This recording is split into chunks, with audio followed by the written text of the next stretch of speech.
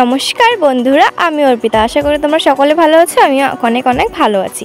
তো আজকে আমি যে রেসিপিটা করে দেখাবো তোমাদের, সেটা কিন্তু তোমরা অনেকেই জানো, মানে কীভাবে বানাতে হয়। আজকে আমি যেভাবে বানাবো সেটা একদম সিম্পলভাবে বানাবো, আর খুব টেস্টি লাগবে খেতে। তোমরা একবার নিশ্চয়ই বাড়িতে বানিয়ে দেখো।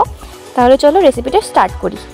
তো স্যান্ডউইচ বানানোর জন্য আমি প্রথমে এখানে ব্রেড নিয়ে নিয়েছি, আর এখানে আমি নিয়ে নিয়েছি পেঁয়াজ কুচি, টমেটো কুচি আর শসা কুচি।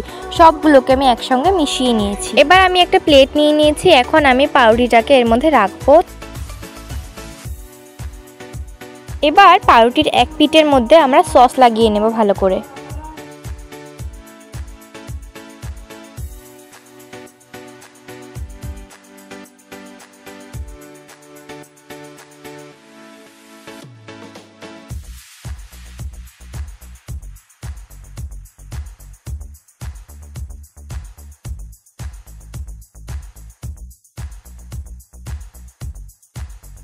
এখন কেটে রাখা টমেটো, শসা, পেঁয়াজগুলোকে এর মধ্যে দিয়ে দেব।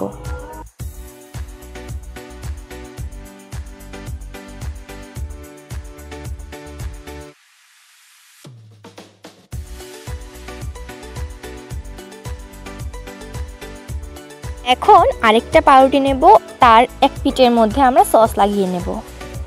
সস লাগানো হয়ে যাওয়ার পর যে পাউরুটিটার উপর আমরা ভেজিটেবলস রেখেছিলাম সেটার উপর এটা দিয়ে দিতে হবে।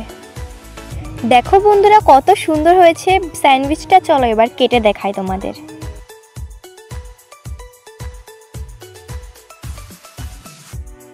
তো দেখো বন্ধুরা, কত সুন্দরভাবে আমি স্যান্ডউইচ বানিয়ে ফেললাম। তোমরা একবার বাড়িতে নিশ্চয়ই বানিয়ে দেখবে এভাবে।